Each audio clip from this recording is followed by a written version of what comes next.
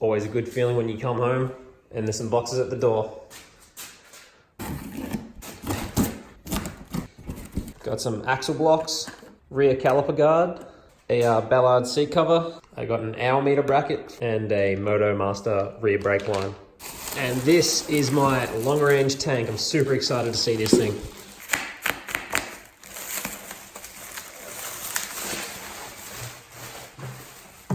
So there you can see the size difference in the two tanks. You can see the Clark tank, the oversized tank, is a lot wider, and it has those wings for the extra fuel capacity.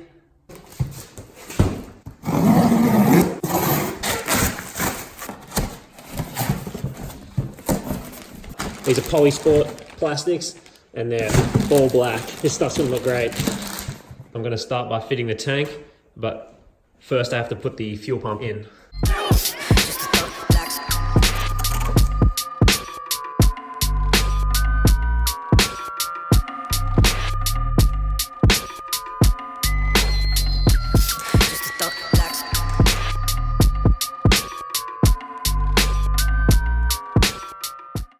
So the reason I covered the bottom of my fuel tank with this gold reflective tape is because fuel pumps are susceptible to heat. That's why they're submerged in fuel, to keep them cool. So anything I can do to keep that engine heat, which is like right here, away from the fuel and the fuel pump is good by me. So it's just a bonus that it looks kind of cool too. I love gold!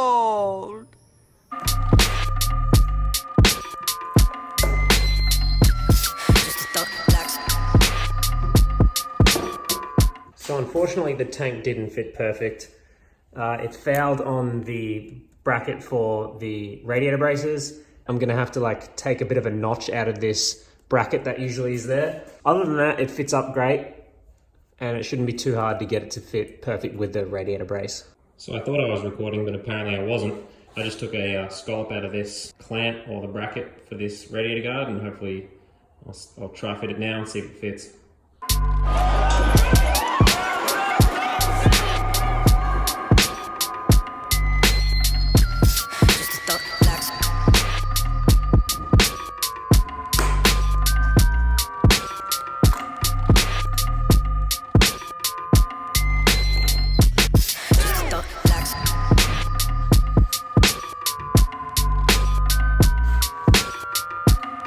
So a little update, I threw the stock kill switch back on because it also has a MIL light. This light will basically warn you if you've got any problems with your fuel injection system, and that seemed important. So I put this kill switch back on and got rid of the, clutch perch style kill switch I have. I need to take the tank back off to install an hour meter because obviously the wire has to wrap around the spark plug wire, but I'm way too excited to see what the bike's gonna look like with the plastics on, so I'm gonna do that first. And then I'll just take the tank back off and do all that stuff later.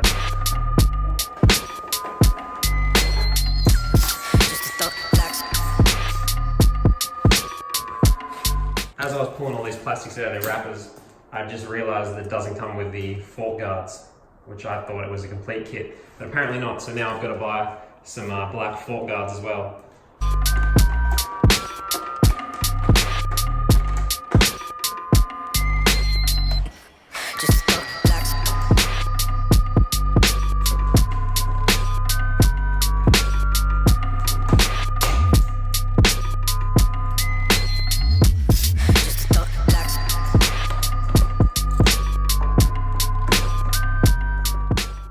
Plastics look so good and they fit really well, aside from one thing, which is not the plastic's fault, but my fault. The bolt in the side of the radiator guard there that holds the radiator guard to the radiator, like you saw in an earlier episode, just hits that little, hits the side of the plastic. So I can just trim a little bit of that off. You can see where I've marked it. I'm just gonna trim that off on both sides and then they should fit perfect. Other than that, they all fit great. You can see me struggling with pulling the spring off that kickstand. That spring is really, really strong, and I've got to pull that bracket that the spring was on off anyway, so I can paint it black because it was a bit of an eyesore just sticking out like that. But now I need to take that tank back off so I can install the hour meter now that I'm finished being distracted by the plastics. So I've just taken the spark plug cap off so I can get a piece of heat shrink over these wires for the pickup for the tachometer. I was under the impression that this was universal, but the Trailtech Almeter seems to be a little bit wide for this, so I'm not gonna be able to use this. So I'm just gonna have to use the double-sided adhesive tape that comes with the Trailtech and mount it somewhere that I can hopefully see while I'm riding, but I'm thinking it'll probably be on the side of the frame. So this is the location I've chose to mount the Almeter. It's nice and out of the way, so it shouldn't get damaged in any situation. And it's also right next to the idle speed adjustment knob. So when I start the bike for the first time, I'll be able to adjust the idle speed nice and easy. Even though I haven't got the wheels yet, I'm gonna throw the rear caliper carrier back on with the disc guard, obviously I've installed. Nice thick disc guard, the rear caliper guard, and the axle blocks. I'm gonna throw some anti-seize on these bolts because stainless steel has a habit of getting stuck in aluminium parts, especially these swing arms.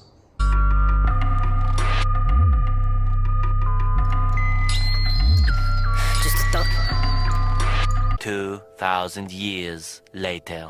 I think I'd rather have a long ass chain than to ever have to turn this bolt again.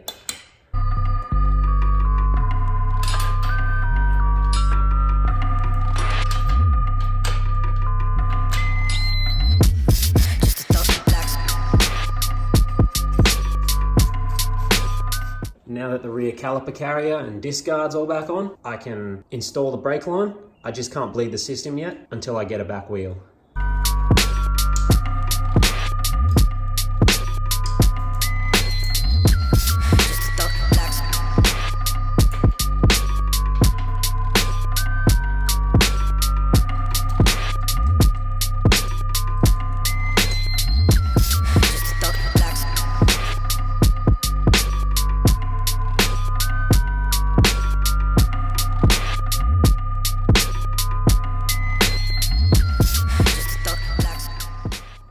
So the next thing I'm going to do is mount up this tail light. I thought I was going to glue it, but I've decided that if I was to ever break this tail light, I would have to obviously get a whole new rear fender if it was glued to it because I wouldn't be able to get it off. So that's not a very good idea. So I'm going to have to go with the bolt option. I'll install that now and then I'll be able to finish off the wiring.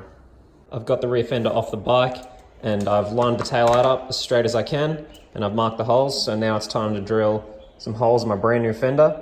And I'll be using some bolts I found. And for those Japanese motorbike nerds at home, these are JIS bolts. So this is very JDM hardware. I think it came out really good and I think it's a really good looking taillight. And the screws coming through the fender aren't that bad. Like they'll be barely noticeable once all the graphics are on. So I just want to take a break from what I'm doing right now and try and start this bike. It'd be a real shame if I got right to the end of the build and I tried to start it and it didn't start. So I'd rather, if there is any problems, I'd rather sort it out now before I get too deep. So I'm gonna throw some transmission oil in it, some engine oil, fuel and coolant, and I'll see if I can get this thing started.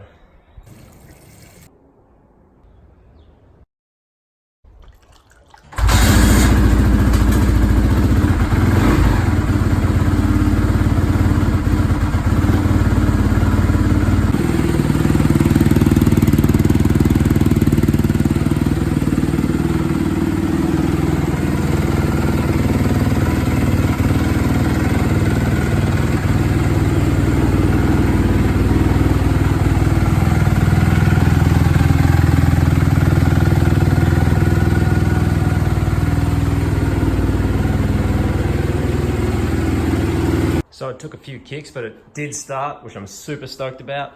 So I'm gonna let it cool down. I'm gonna check the coolant level because it would have let some air pass through the system, so it might be low on coolant now.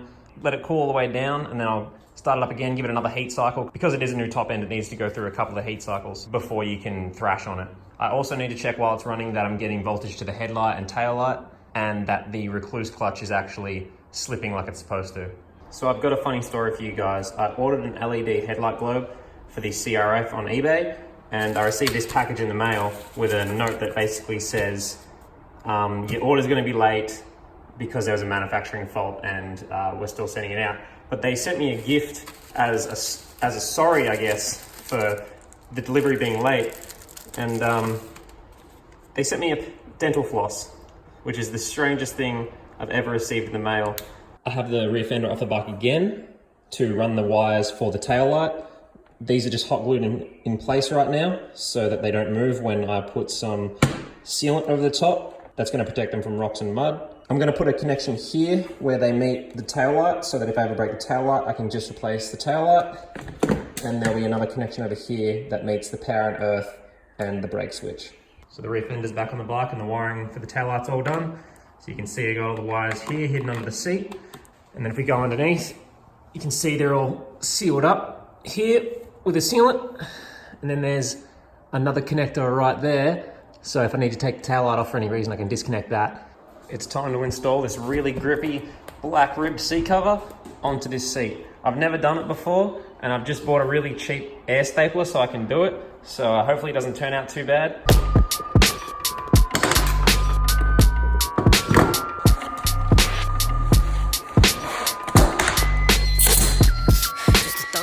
So I finished upholstering the seat, and I feel like I did a pretty good job. I pulled the material as tight as I could, front to back and side to side, and almost is like a three-handed job. You kind of need two hands to stretch material and another hand to shoot the staple off, but overall, I feel like I did okay. I just got these 3 wrinkles here I could not get out. No matter how much I stretched material and pulled it back and forth, I couldn't get those wrinkles to go away, I guess just because the seat's got a little bit of flex to it, and no matter what I did, I just couldn't get rid of those, but that's not too big of a deal. And I think overall it looks pretty good, and it's gonna look great on the bike. That's all I'm gonna be able to achieve in this episode until I order some more parts. If you wanna see updates before they get posted to YouTube, make sure to follow my Instagram @JackKellyBuilds. And if you wanna see more videos, make sure to subscribe and leave me a comment down below letting me know what you think about the bike so far. Thanks guys.